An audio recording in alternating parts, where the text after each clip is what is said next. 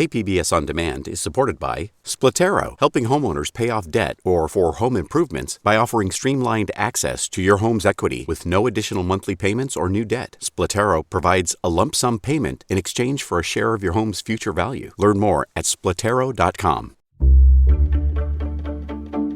Good morning. I'm Annika Colbert. It's Tuesday, July 27th. Advocates want city leaders to delay a vote on a surveillance technology contract. More on that next, but first, let's do the headlines. Starting August 2nd, California state workers will have a choice: get vaccinated for COVID-19 or get tested for the virus at least once a week. Governor Gavin Newsom announced the new requirements for California as the number of Delta variant cases continues to rise. 246,000 Californians are state employees. 246,000 Californians should be vaccinated. And if they're not vaccinated and cannot verify that they've been vaccinated, we are requiring that they get tested. The new health order will also apply to public and private healthcare settings starting on August 2nd. Dr. Jim Schultz is the chief medical officer at Neighborhood Healthcare. He thinks the new vaccine policy is important, especially for those in high-risk locations. Especially with this Delta variant, which is much more contagious than the other strains have been. It can really rip through any sort of congregate setting. California is encouraging all local governments and other employers to adopt a similar protocol. The Dixie Fire burning in Butte and Plumas County has merged with the Fly Fire, tearing through the community of Indian Falls. So far, the blaze has burned more than 197,000 acres and is 22% contained. It's already leveled over a dozen homes and structures. Evacuation orders were issued in a number of small mountain communities. Officials say more than 10,000 homes are under threat. From KPBS, you're listening to San Diego News Now. Stay with me for more of the local news you need. KPBS On Demand is supported by UC San Diego's Art Power, presenting cellist Joshua Roman, performing from his album Immunity, alongside music by J.S. Bach and more. Sunday, June 22nd at UC San Diego's Epstein Family Amphitheater. Reserve your tickets at artpower.ucsd.edu. The San Diego City Council is scheduled to vote today on extending a contract with a surveillance technology system called ShotSpotter. The police use ShotSpotter to detect and track gunshots in some of the city's neighborhoods. KPBS race and equity reporter Christina Kim says community advocates want city leaders to delay the vote. Since 2016, San Diego has used ShotSpotter audio sensors that cover 3.6 square miles in the predominantly Black and Latino Southeast neighborhoods of Lincoln Park, Valencia Park, O'Farrell, and Skyline. Hamaida Yousefi of the Partnership for the Advancement of New Americans, together with other coalition members from Trust SD, say there's not enough clear evidence the technology works as advertised. I think we need to have a more robust conversation about is this actually curbing violence or not? Because what we've seen from investigative reporting is that it's not. According to the company, ShotSpotter audio sensors are attached to the top of buildings, electric poles, or light stops. When they hear a shot, they record it, timestamp it, locate it, and then send the data to an incident review center, where people verify the sound is a gunshot before alerting the SDPD. City council members are set to decide whether to extend the city's contract for an additional year, with the option of extending it another 4 years, at a total price tag of around $1.1 million. Yousefi is concerned that the council will be making this decision without any of the measures that the council unanimously approved last November that set up regulatory practices for reviewing the city's use of surveillance technology. The reality is we're living in an even more technological world, and we need to have a process in which the city is able to determine which kinds of surveillance technologies make sense and doesn't make sense. And ramming things like ShotSpotters through the process is not how we do that. That's not responsible governing. In June, the SDPD released new numbers showing a surge in gun violence. And in a July 1st letter to city council members, department officials wrote that the tool, quote, enables a new normal where police can provide a consistent, rapid, and precise response, which will lead to increased community trust. Khalid Alexander of Pillars of the Community says the tool does the exact opposite and wants to see all shot spotters out of San Diego. We're perfectly capable of picking up a cell phone and calling 911 if needed. And so shot spotters are really just another excuse to kind of over-police our neighborhoods, to come in and pull people over and essentially, come into places where they haven't been asked to come. And that reporting from KPBS Race and Equity reporter Christina Kim. The City Council will meet virtually today. The meeting is open to the public beginning at 11 a.m.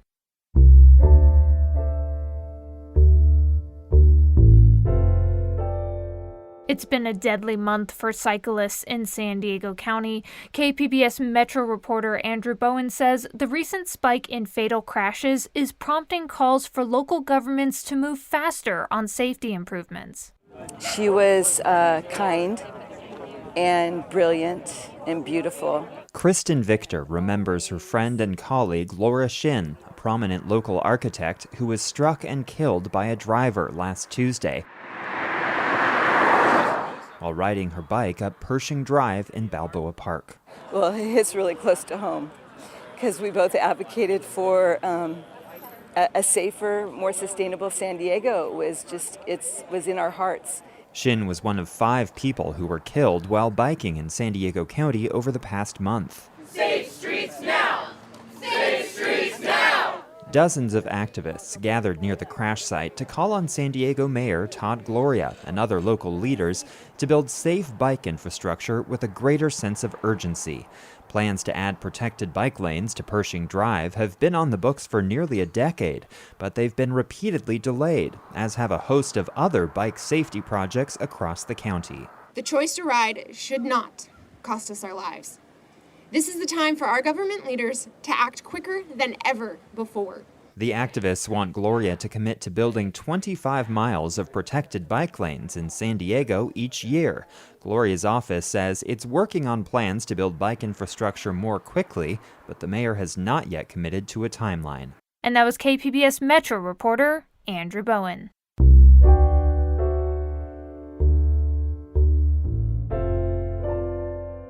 A new rehabilitation hospital is now officially open in the North County. KPBS health reporter Matt Hoffman says everything inside and out was built with the idea of getting critically injured patients back into their homes. I'm going to toss you a ball.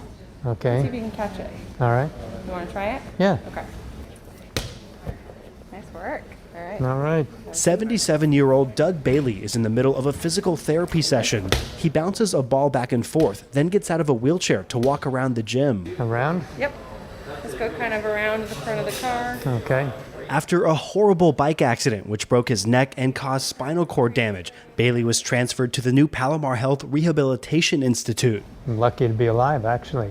Could have been serious enough to stop my breathing. While Bailey's brain is working fine, he's having to relearn how to use it. 2 weeks before being admitted to the Rehab Institute, he was wheelchair bound. They taught me how to walk again, actually, and how to use new neural pathways. Since the spinal cord is damaged, and what the brain, my brain thinks I can get up and go for a little jog right now, but it doesn't work that way. With a few hours of physical therapy a day, Bailey says he feels himself getting stronger. I can tell I'm improving. My function in the fingertips, I couldn't do this before at all. And so it's coming back faster than, not as fast as I'd like, but faster than anticipated. That's good. Okay. Your balance is getting better. Yeah. Bailey is also undergoing occupational therapy here. Putting on my clothes, bathing myself, feeding myself, things like that. Most patients stay here for just under 2 weeks, but Bailey has a 30-day stay. And while he can walk again, the next part of his recovery will focus on refining his motor skills. Like right now, I don't even think I could sign my name to a piece of paper, but I think that'll improve a lot. The rehab facility is technically a hospital and also has a full apartment inside where patients can stay overnight just before being released back into their homes. What is your typical day like at home? Are you a golfer? Is that where we want to go with this? Are you a walker, a hiker? You know, what types of activities do you want to be able to tolerate when you go home? And that's sort of how we build that plan. Natalie Jermuska is CEO of the Rehab Institute, which is a joint venture between Palomar Health and Kindred Hospital. There's definitely a need, especially in the North County, for this type of care. And it's a separate entity from a normal acute care. So we have specialized equipment, we have special trained nursing staff. Some of that special equipment includes motion sensing technology, which can be used in games that help people regain balance and function. There's also a small car inside the gym that patients can practice getting in and out of. Our hospital's pretty much built for that rehabilitation patient. It doesn't have OB, it doesn't have ER. We're not competing for resources. Everything is built around rehabilitation. The 52-bed facility was licensed by the state in May and is only accepting Medicare patients, but that will change as operations are gradually scaled up over the next year. We would like to see, and what we've seen just with our small population, is 84 to 90% of our patients go home. They don't need to go to a skilled level for further care. This unique facility generally treats patients who suffered strokes, amputations, and spinal cord damage. I want you to not hold on if you don't have to. Okay. This is actually his first time walking without holding on to anything. Bailey's progress is remarkable. He's hoping to be at or near 100% function soon. Yep. Right now, he still has to wear a brace around his body and neck. I'm hoping that as my strength returns and my balance returns, that I won't have to wear as many braces anyway. Maybe not even a neck brace when I get out of here. I don't know. He says if you're coachable and with encouragement from staff, recovery is possible. But he's not sure what life will be like once he goes home. I think my bicycling days might be over just because I'm my wife's primary caregiver. And I don't want to jeopardize that any more than I have to. I want you to do it really safely, slowly. Without touching anything. Try not to. If you have to, it's here. The Fallbrook resident is set to go home at the end of this month. Yes. Uh-huh. Yes. Nice work. Turn around for me. And that story from KPBS health reporter Matt Hoffman. Coming up, in some news stories, I think the narrative is skewed to where it was all for nothing. Was there a change that's going to be sustainable even after we're gone or not? It depends. President Biden's decision to end U.S. involvement in Afghanistan is raising some questions. That story next, just after the break.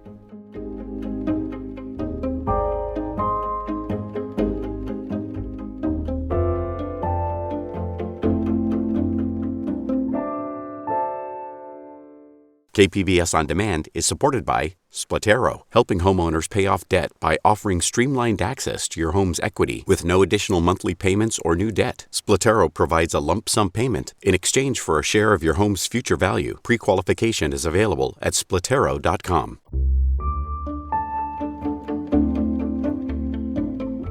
President Biden's decision to end U.S. involvement in Afghanistan has raised questions about the wisdom of leaving and the wisdom of having stayed so long.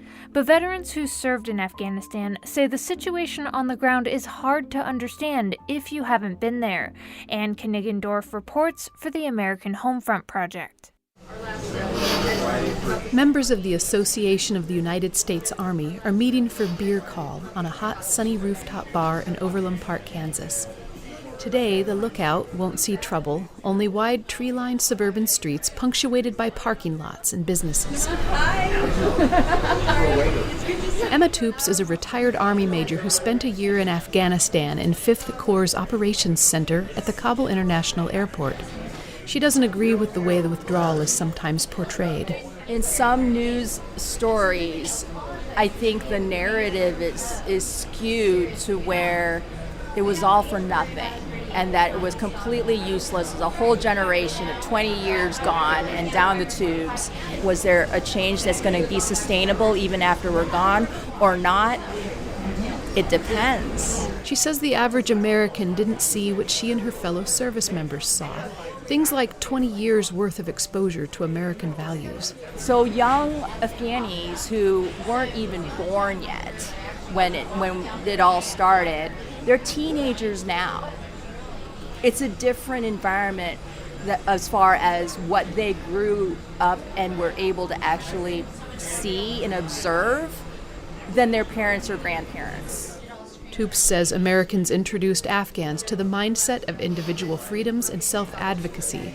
Elders remain society's policymakers, so some leaders may revert to old tribal thinking after the withdrawal, but she's hopeful about rising leaders who were only in their 20s when U.S. troops arrived. If they were in an area where there was exposure to this kind of thinking, new ways of thinking, new ways of governance, if they're in their 40s now and they are in leadership roles in their communities and they now have the ability to influence elders, because it's still elders even now that are going to be the ones with power or the ability to influence change. Grant Montgomery organized combat operations in Bagram and Jalalabad. He doesn't want American troops to become a permanent fixture in Afghanistan. I think about Germany. We still have forces in Germany, and we have forces in lots of other places that are left over from things that maybe we don't need to be present in. Afghanistan has a turbulent history, first as a British colony and later as a target of Soviet invasions. It hadn't had a stable government since the 1970s. Veteran Scott Weaver spent 3 years at U.S. Central Command and worked on establishing the Afghan National Army. I would suggest to you that you go and look at what the British experience was in Afghanistan in the 19th century, and that you look at what the Soviet Union's experience was in Afghanistan in the 20th century, and then ask yourself, did you think it was going to turn out differently? Weaver wouldn't directly say if he thought the withdrawal was premature or overdue. Still, he says, the past 20 years in Afghanistan are not lost.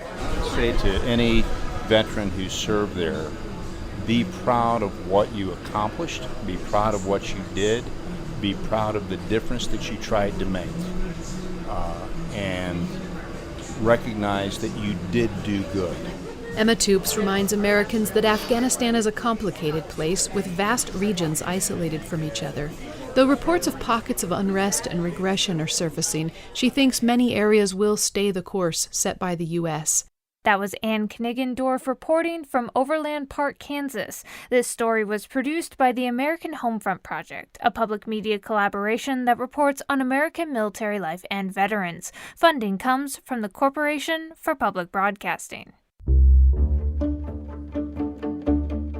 And that's it for our podcast today. The House Committee investigating the January 6th insurrection at the Capitol is set to hold its first hearing today.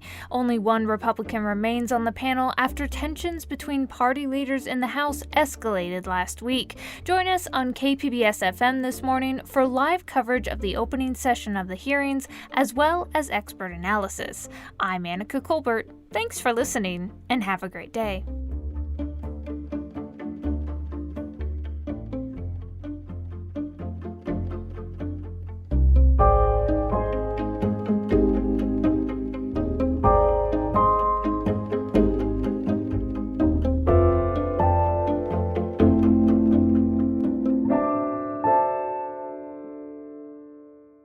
KPBS On Demand is supported by UC San Diego's Art Power, presenting cellist Joshua Roman, performing from his album Immunity, alongside music by J.S. Bach and more. Sunday, June 22nd at UC San Diego's Epstein Family Amphitheater. Reserve your tickets at artpower.ucsd.edu.